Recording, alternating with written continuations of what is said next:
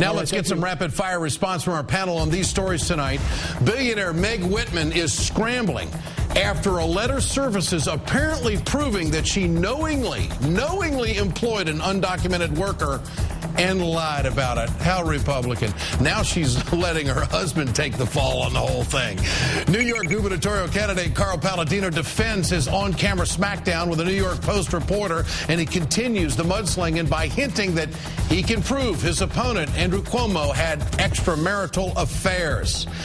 And Rahm Emanuel is officially done as President Obama's chief of staff. After an emotional White House goodbye, he's off to Chicago to run for mayor. With us tonight, Karen Hunter, journalist and publisher, and also with us tonight is Heidi Harris, radio talk show host out of Las Vegas. All right, let's talk about Meg Whitman first.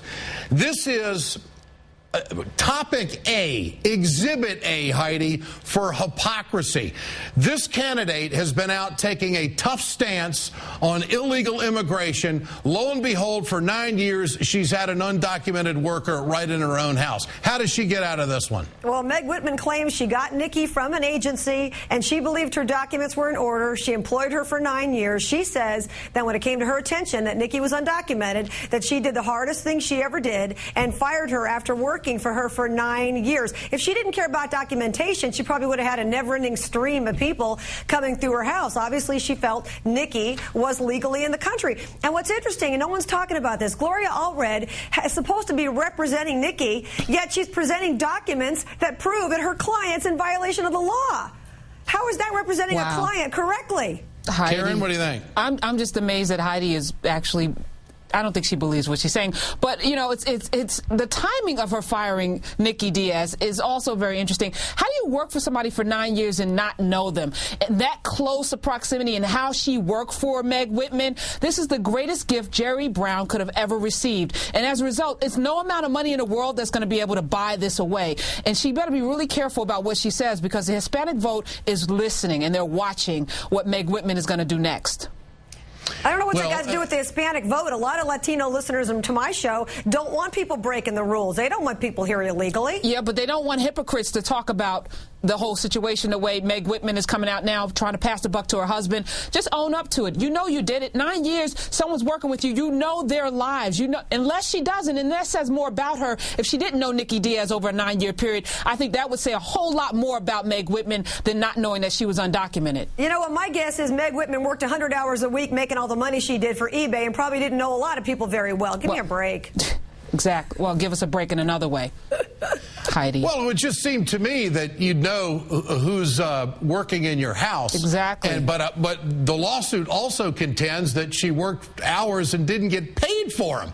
I mean, you got a billionaire Republican out there who's too cheap to help out the worker. Well, I mean, that's how you keep your money, Ed. You know, that's how they keep their money. $23 an hour. Who's making $23 an hour doing that kind of thing? And let's go back to the thing about her knowing Nikki. Of course she knew her, but when you're from another country, I don't know if you're from Russia or Mexico or anywhere else, whether or not you're here. I may know where you're from originally, Scotland, whatever, but I don't necessarily ask, are you legal? Oh, she assumed she was to begin with. Heidi, this is a woman that outsourced 40% of her labor to India. You know, that's an issue that has been a very hot button issue for the Republican Party, and she's running for office. So you can't possibly sit here and tell me that she had no idea and it was her husband and he signed the paperwork and I'm not sure who. Give me a break. Meg Whitman knew for 8 years, and she fired her in the 9th year because she was running for office. That is hypocrisy, and it's going to come back to bite her in the behind. Well, jobs go overseas because no one can afford to pay union wages for the same jobs here in America. That's the union's fault.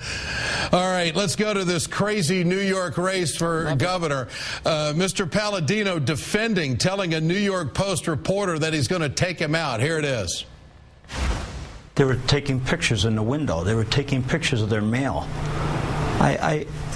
Anybody that puts my daughter in danger is going to, obviously, I'm going to be responsive to him.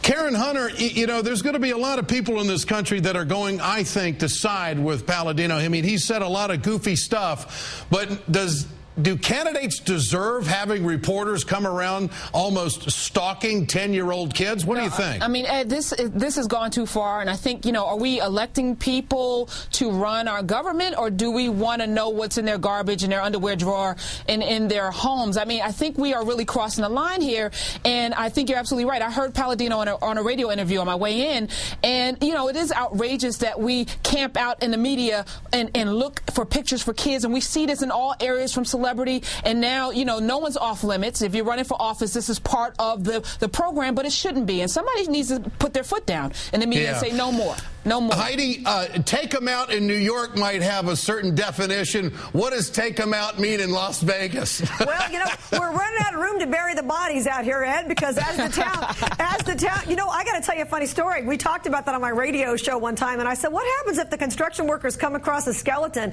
And I had them calling the show and saying, you know what? We don't tell anybody. We just throw it in the dumpster. All right, here is Mike Huckabee. He says the New York Post reporter went too far. Here it is. This reporter